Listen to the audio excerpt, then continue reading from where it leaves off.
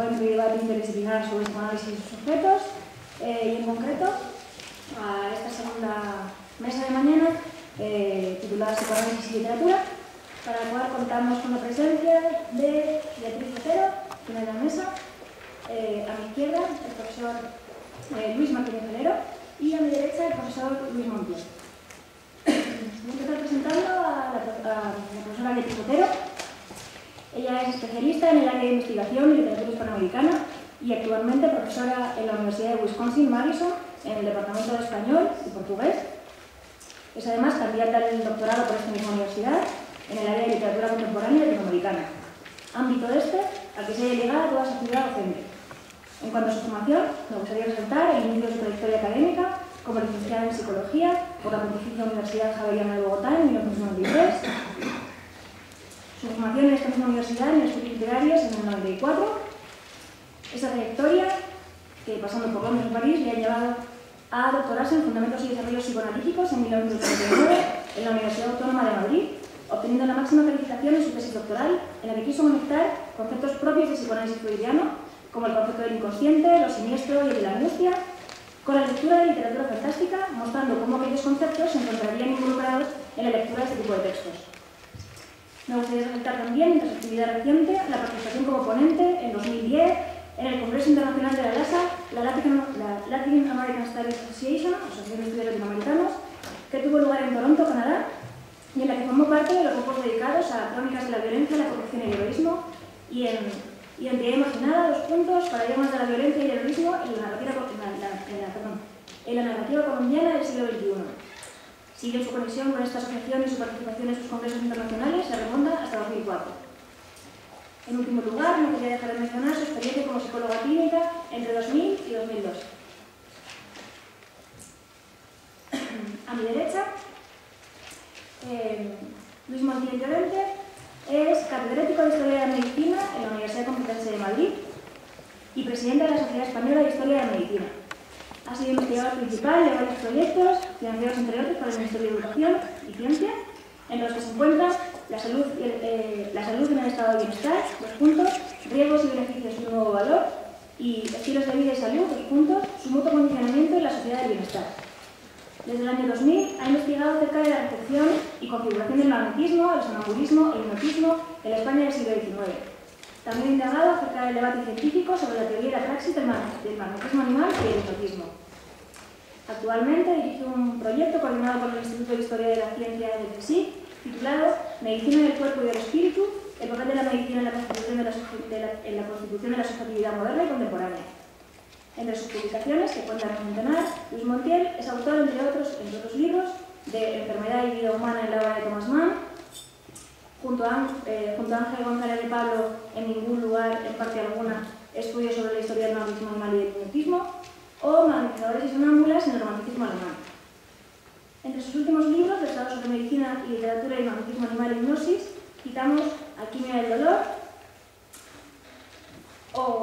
y entre otros, junto a Nicole Edelman y Jean-Pierre Peter, Histoire sommaire de la maladie et du somnambulisme de Lady Lincoln. En último lugar, decir que Luis Montiel también ha estado a cargo de la edición y el estudio preliminar de la obra de Gottfried Heinrich von Schubert, El simbolismo del sueño, y de Textografías de Julius Germer.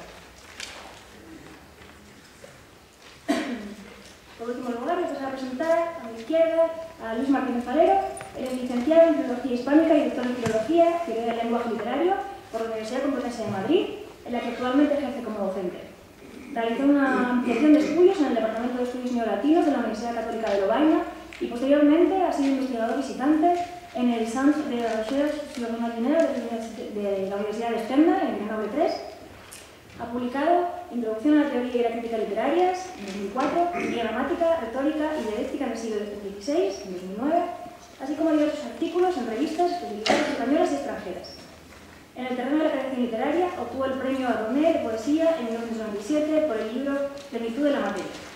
En el campo del imaginario literario, acaba de concluir un estudio sobre la génesis, evolución y proceso de desimplificación del mito de Narciso y prepara un amplio estudio sobre la muerte en el imaginario literario occidental.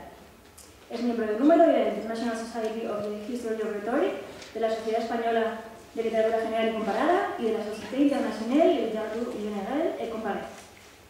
Bueno, pues una vez después de presentación, voy a empezar dando la palabra a mi izquierda a Beatriz Botero con su ponencia El héroe imaginado en memoria de disputas tristes de Gabriel García Márquez y Cobro de sangre de Mario Mendoza.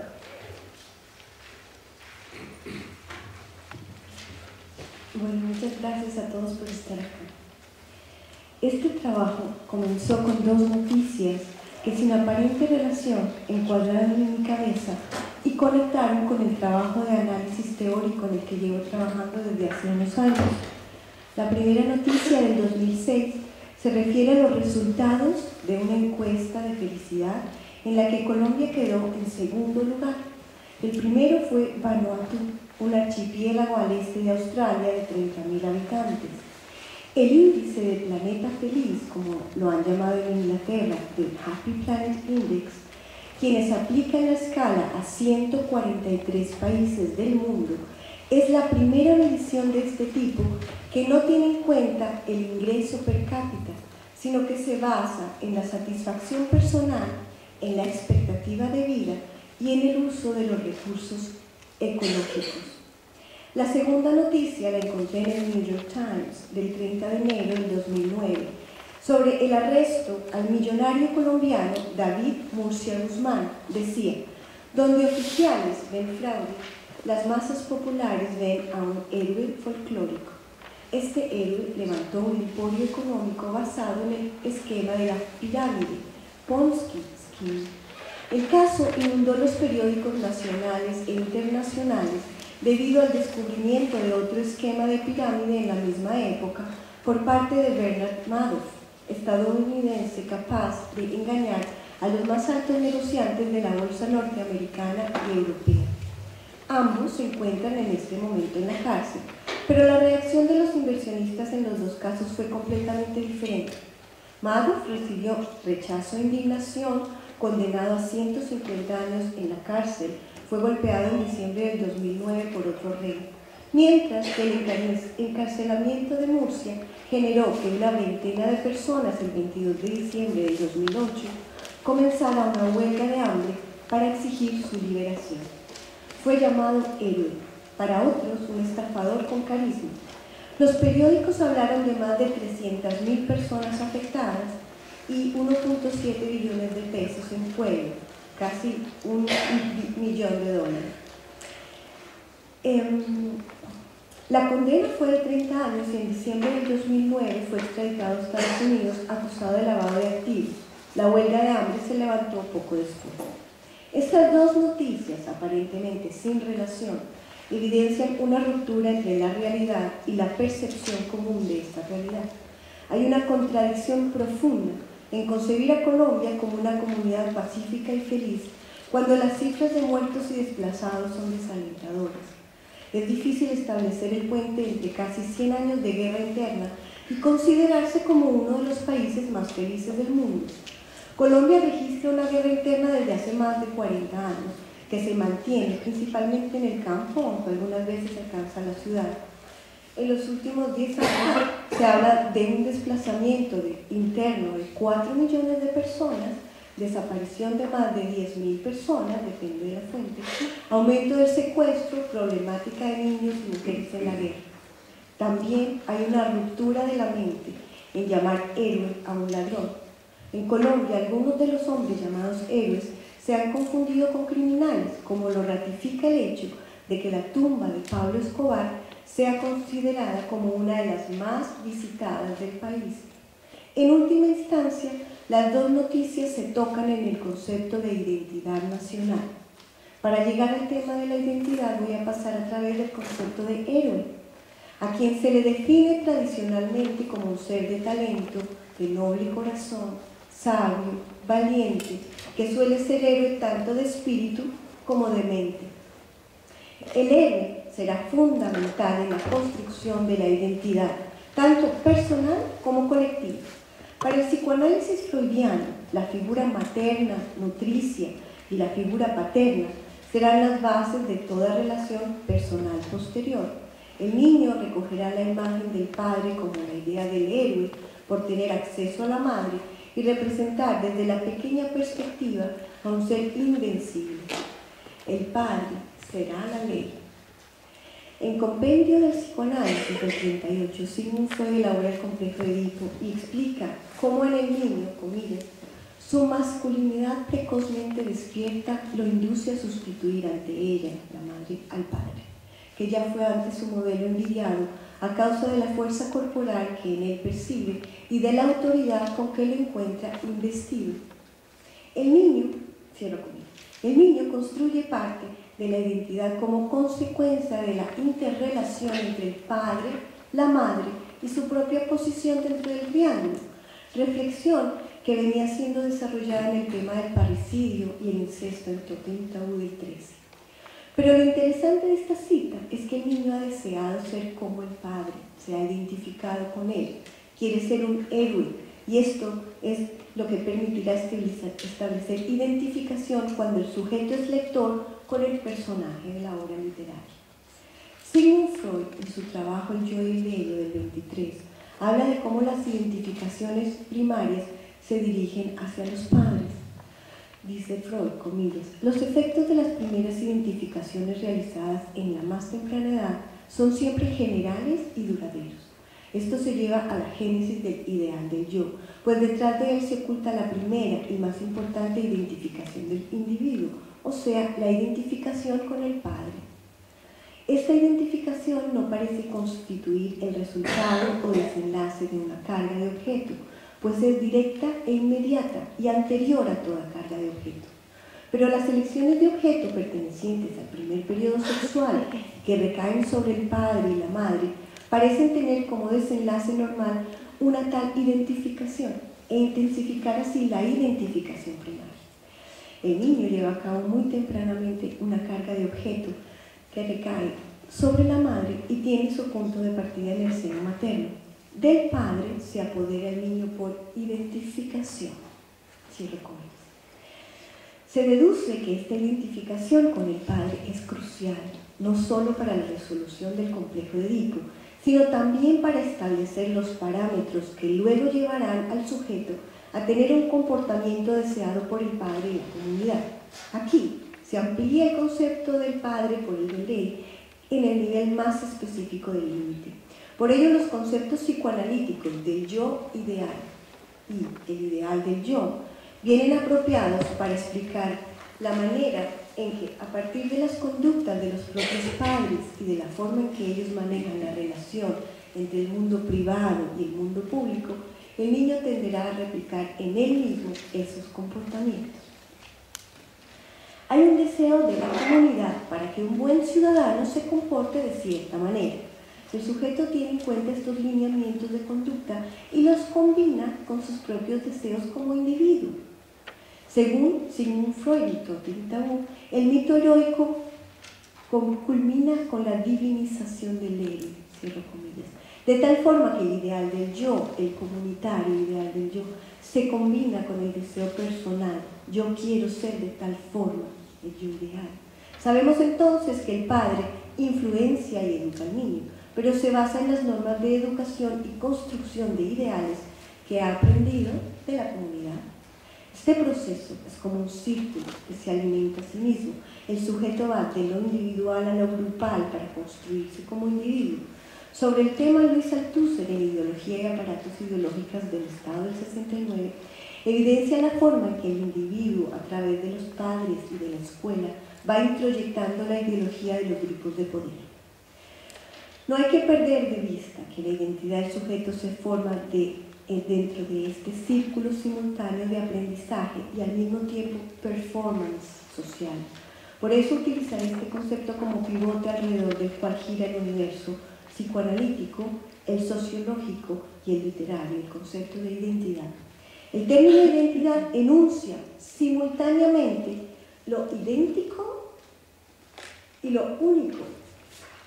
Viene de la raíz latina idem, que significa igual, ser idéntico a algo, pero simultáneamente apela a las características específicas del sujeto, a lo más personal, interno, innato, lo que Steve Lowell ha llamado como the uniqueness, como ser uno, únicamente uno, único. Esta doble función del término problematiza el hecho de utilizar a un personaje principal literario para hablar de la identidad de la nación. Sin embargo, Sigmund Freud también sabía de la importancia de la literatura a la hora de ver reflejada la situación cultural y social del momento, y dice en su libro Psicología de las Masas y Análisis del Yo del 2021, comillas, así como el padre había sido el primer ideal del adolescente, el poeta creó ahora en el héroe que aspira a suplantar al padre el primer ideal del yo. Cierro comillas. Desde el punto de vista sociológico, más específicamente, desde la idea de comunidad de Benedict Anderson en su libro Imagine Communities, el buen ciudadano es aquel que tiene una determinada actitud hacia el pasado y el futuro de la nación. Se evidencian dos temas. El primero es honrar a quienes han muerto defendiendo la nación, los héroes, y el segundo es honrar al futuro, creando conciencia en las próximas generaciones a través de la historia y de los héroes. En el héroe confluye el pasado y el futuro, y esto es un poderoso valor que cohesiona, y su postura ética entonces es determinante para la comunidad. En Colombia, claramente el héroe tiene una postura antiética, y esto mismo se puede observar en los héroes antihéroes de la literatura. Para demostrarlo voy a hablar de dos personajes principales de novelas colombianas, y a los dos los voy a sintetizar, como si de un solo personaje grupal, casi nacional, se tratara. Así podremos vislumbrar el tipo de héroe que se está representando en la literatura colombiana y cómo se conecta con la identidad nacional. Para esto, los personajes principales se analizarán desde la autodescripción o la descripción que otros personajes hacen de ellos, para saber el tipo de identidad que tienen. Las dos novelas de las que voy a hablar fueron publicadas en el mismo año, en el 2004. Memoria de mis putas tristes, de Gabriel García Márquez, muy esperada tras 10 años de silencio literario, y Cobro de Sangre, de Mario Mendoza, cuyo título se refiere a un axioma de la tribu indígena de La Guajira, al norte de Colombia, en donde se aplica la ley del talión, ojo por ojo, diente por diente, también esperada, porque antes de esta publicación el autor había ganado el premio Seix Barral con su novela Satanás, que después fue puesta al cine. Estas novelas fueron escogidas porque hay una escisión en la identidad de sus protagonistas, y ambos presentan una postura ética de total indolencia para con el otro, siendo el otro cualquier sujeto que está fuera del narcisismo primario del niño.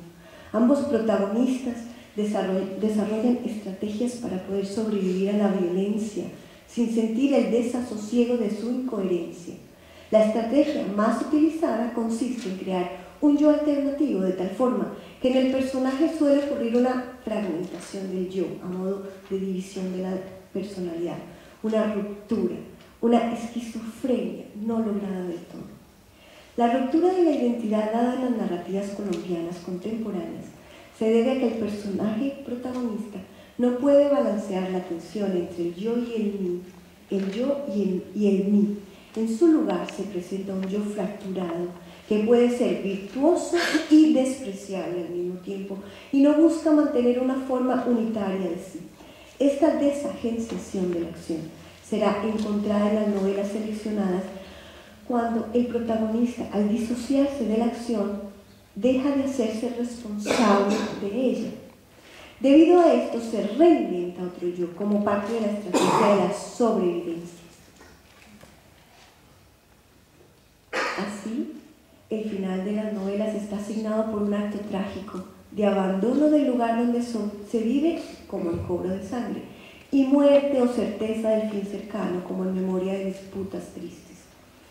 Como si solo a través de la destrucción se pudiera pensar en la unificación del yo. Se puede hablar de un Dr. Jekyll y Mr. Hyde, o de simplemente otro yo que vive en otra realidad, pero siempre está al acecho. En Memoria de mis putas tristes, de Gabriel García Márquez, el héroe antihéroe es Mustio Collado, un nonagenario que quiere regalarse una noche con una mujer virgen, o sea, una persona de 90 años, el día de su cumpleaños, quiere pagarle a una madama para que le dé una mujer virgen. En su lugar, recibe a una niña de 14 años, 76 años de diferencia entonces, a quien la madama, para tranquilizarla, la había dormido. A partir de ahí, Mustio solo la querrá dormida, sin los apremios del deseo o los estorbos del pudor. Pasa las horas dentro de un cuarto mugriento de hotel, con la pintura gastada, observando dormir a la niña, y desde ahí recupera los recuerdos de su pasado. El protagonista se describe a sí mismo como feo, tímido y anacrónico, parecido a un caballo. En cuanto a su trabajo, dice: nunca hice nada distinto de escribir, pero no tengo vocación ni virtud de narrador. Fui un mal maestro, sin formación, sin vocación ni piedad alguna por esos pobres niños que iban a la escuela. Con orgullo declara que siempre pagó por sexo, y su amor por Delgadina, nombre dado por Mustio debido a su extrema delgadez, es tan delgado como el nombre de ella, pues no tiene reparos en llamarla guaricha y puta por una historia que se inventa a sí mismo. A Delgadina solo se le escucha la voz una vez, medio dormida, suficiente para que Mustio la prefiera en silencio, puesto que el tono de su voz le recuerda el origen plebeyo de ella. Parece estar dispuesto a seguir los consejos de su madre en el lecho de muerte, cuando le ordenó solo casarse con una mujer que fuera blanca, cosa que nunca hizo. Su postura ética es y ha estado vacía. Dejó plantada en la iglesia la única novia y abusó sexualmente de su empleada doméstica. La sodomizó y ella, que es indígena, lo permitió porque durante los 22 años que trabajó con él, lloró de amor por él. Y él dice, comillas, tuve que aumentarle el sueldo con el cálculo de una monta al mes. Cierro comillas. En cuanto a la disolución del yo, podemos decir que Mustio tiene una división del yo producto del enamoramiento por Delgadina. El amor que siente lo redime, lo salva de la esperanza de vida, lo hace otro. Es un amor narcisista. No sabe ni le interesa saber los deseos o necesidades de su amada, solo la quiere dormida. En una ocasión, al hablar de los nuevos síntomas que le produce el amor, dice: me volví otro. Traté de releer los clásicos que me orientaron en la adolescencia y no pude con ellos. Me sumergí en las tierras románticas que repudié cuando mi madre quiso imponérmelas con mano dura. Cierro comillas. Leer a los clásicos en todo el sentido de la palabra es leer la historia de los héroes del pasado, pero este héroe antihéroe rompe con el sujeto de antes. Esta división del yo, esta otra personalidad, producto de la partenogénesis, en donde no necesita de una fecundación para crearla, hace eco con obras clásicas, en donde el Je et notre de Arthur Rimbaud y el Yo soy otro de Miguel Unamuno se hacen presentes. El primero Rimbaud revolucionó la poesía en el acto creativo, y el segundo lo hizo con la novela, cuando el personaje Augusto de Niebla se revela contra el autor y se reafirma con ese yo soy yo, lo que lo convierte en un personaje separado del autor, con vida autor propia. En la novela colombiana, la rebeldía es del sujeto consigo mismo. Mustio, entonces, se transforma, hace una escisión de la mente para vivir esta experiencia que es el amor. ¿Amor? Una niña dormida a la que no quiere escuchar porque tiene entonación plebeya. Su amor tipo Cortés es un amor a distancia, predominantemente visual, que se reafirma a través de unos pequeños y cifrados mensajes escritos en el espejo. La relación se alimenta solo de mirar, pues no hay conversación, tampoco genitalidad. Es también un amor dividido. Mirar y no tocar es la consigna. Un amor centrado en él. Este héroe antihéroe es el que propone el escritor Gabriel García Márquez, en el que predomina el olvido absoluto del otro como sujeto íntegro y diferente. Es un héroe antihéroe sin ética, y donde la identidad se divide en contrarios, permitiendo la simultaneidad de la tragedia y la felicidad, la cercanía a la muerte y el enamoramiento egoísta y último. un héroe, antihéroe de identidad dividida. La división de la personalidad se evidencia en otras novelas colombianas contemporáneas, como es el caso de la obra de Mario Mendoza, Cobro de Sangre. La novela comienza con el asesinato de los padres del personaje principal, Samuel Sotomayor, perpetuado por soldados. Obsesionados con la idea de venganza, se vuelve parte de un grupo subversivo y utiliza con éxito un carro bomba, estratégicamente ubicado en la ciudad, con el fin de acabar con la vida de quienes viajan en un camión de la Brigada Especial del Ejército. Pasa su vida en habitaciones clandestinas, cuando era guerrillero, y luego desde la cárcel, donde pasó 17 años de su vida. Este tópico no es nuevo en Mario Mendoza, quien es conocido por sus personajes divididos de conciencia. Samuel, el personaje, nunca se describe a sí mismo, pero sabemos que su postura ética está obnubilada por el deseo de venganza. Lo conocemos, eso sí, por la forma en que otros personajes lo describen, como un verdadero héroe. Y aquí habla un compañero de él y dice, cuando lo encuentra en la calle: yo a usted lo conozco, era famoso en todas las playas de Cancún. Eufemismo para hablar de la prisión. Los mancitos que llevaban más tiempo le contaban a uno que usted se había despachado a Tarzán, uno de los matones, y sus perritos, que era karateca profesional, que había sido discípulo de Bruce Lee, el más duro de los duros. Sin embargo, usted no andaba por ahí montando la de campeón, no. Uno lo veía en la biblioteca, metido entre libros, dando clases. Es asesino y estudioso. Dos razones para suscitar admiración por parte de su compañero de prisión. De todos los personajes de Mario Mendoza, es Samuel quien muestra su división de personalidad con más claridad. Decide dejar el mundo clandestino y se convierte en profesor de literatura. Y dice, mira, Samuel se dio cuenta de que cada vez le gustaba más el temperamento de Efraín, su otra personalidad, su abierta disposición a la jovialidad y el buen humor, porque Efraín era hondo, alegre, lúcido y bromista, reflexivo y chistoso. Efraín iba conquistándose cada vez más a sí mismo, inventándose, materializándose, acoplándose a ese cuerpo que tenía que instruir y adiestrar para que expresara a cabalidad su justa identidad. Esos músculos siempre tensos y endurecidos por la rigidez mental de Samuel Sotomayor se iban ablandando y empezaban ya a estar relajados y flexibles.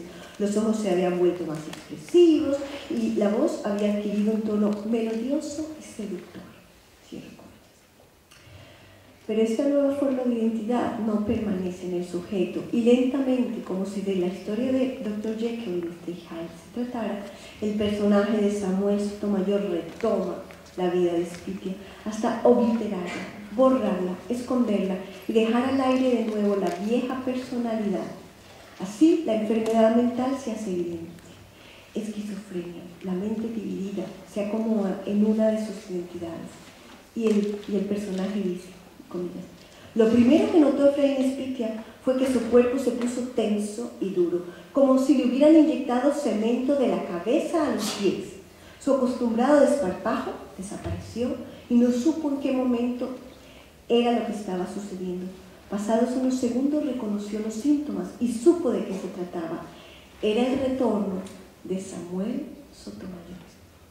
Cierro comillas.